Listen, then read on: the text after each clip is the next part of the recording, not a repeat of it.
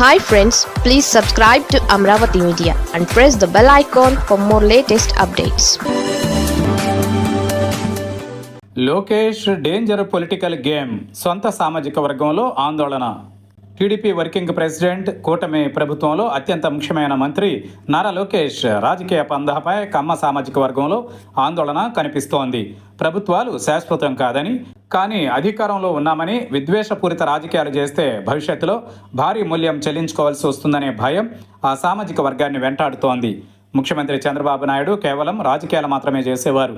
ఇందులో భాగంగా అనుకూల మీడియాను అడ్డుపెట్టుకుని స్వపక్షంలోనూ విపక్షంలోనూ గిట్టని వారిని టార్గెట్ చేయించడం చంద్రబాబు నైజం.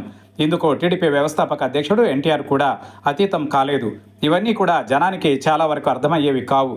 కానీ లోకేష్ రాజకీయ పంధా ఆయన తండ్రి చంద్రబాబు నైజానికి పూర్తి విరుద్ధంగా సాగుతోందన్న చర్చ విస్తృతంగా సాగుతోంది. అలాగని లోకేష్ను అందరూ వ్యతిరేకిస్తున్నారా అంటే అదేం లేదు. లోకేష్ తీరే కరెక్ట్ అనే వాళ్ళు కూడా ఉన్నారు. అలాంటి వాళ్ళంతా రాజకీయాలకు కొత్త అని చెప్పొచ్చు.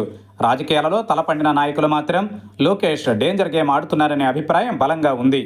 తనకు నచ్చకపోతే సొంత పార్టీ నాయకుల్ని సైతం వెంటాడి వేధించి పక్కన పడేయడం లోకేష్ నైజంగా టీడీపీ నేతలే చెబుతుండడం గమనార్హం.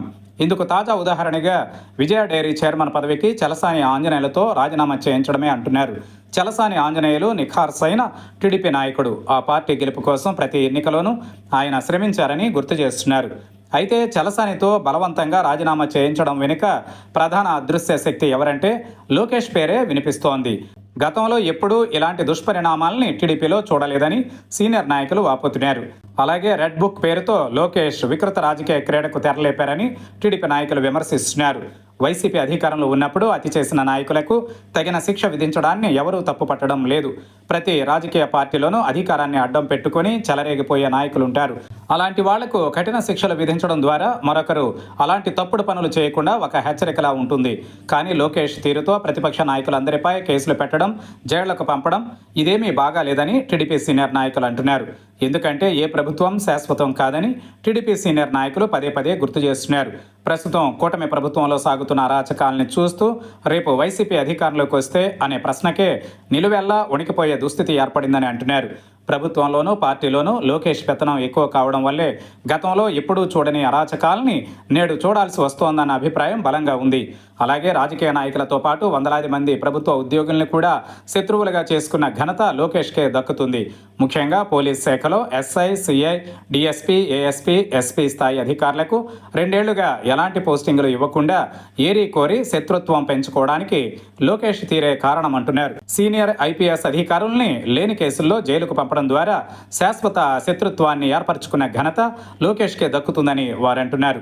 గతంలో వైఎస్ జగన్ కక్షపూరితంగా వ్యవహరించారని, ఆయనకు తగిన నాయకుడు లోకేష్ మాత్రమే అని ఆయన్ను పొగిడే టీడీపీ నాయకులు లేకపోలేదు. అయితే అధికారం లేనప్పుడు లోకేష్, ఆయన్ను ఆకాశానికి ఎత్తుతున్న వాళ్లు ఏ మేరకు ఆంధ్రప్రదేశ్లో ఉంటారో చూడాలని ఉందని టీడీపీ నాయకులు అంటున్నారు.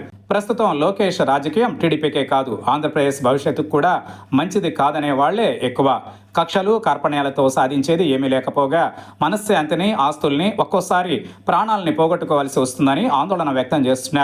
కేవలం లోకేష్ విద్వేష రాజకీయం వల్లే కూటమి ప్రభుత్వం 2 ఏళ్లకే తీవ్ర వ్యతిరేకతను సంపాదించుకుందన్న చెడ్డ పేరు వచ్చిందని పలువురు వ్యాఖ్యానిస్తున్నారు.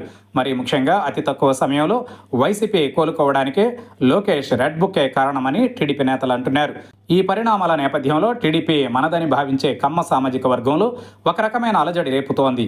ఇంతకాలం చంద్రబాబు నాయకత్వంలో అధికారం ఉన్నా లేకపోయినా అంతా సాఫీగా సాగిపోయిందనే వాళ్ల సంఖ్య ఎక్కువ. అయితే అధికారం కోల్పోతే లోకేష్ చర్యల వల్ల తాము ఎలాంటి ఇబ్బందులు ఎదుర్కోవాల్సి వస్తుందో అని కమ్మ సామాజిక వర్గంలోని వ్యాపారులు, రాజకీయ ప్రముఖులు ఆందోళన వ్యక్తం చేస్తున్నారు. ఎందుకంటే లోకేష్ చర్యల వల్ల మిగిలిన సామాజిక వర్గాలు తమను శత్రువుగా చూస్తున్నారన్న ఆందోళన వాళ్లను వెంటాడుతోంది. ఇవన్నీ లోకేష్కు తెలుసో లేదో మరి.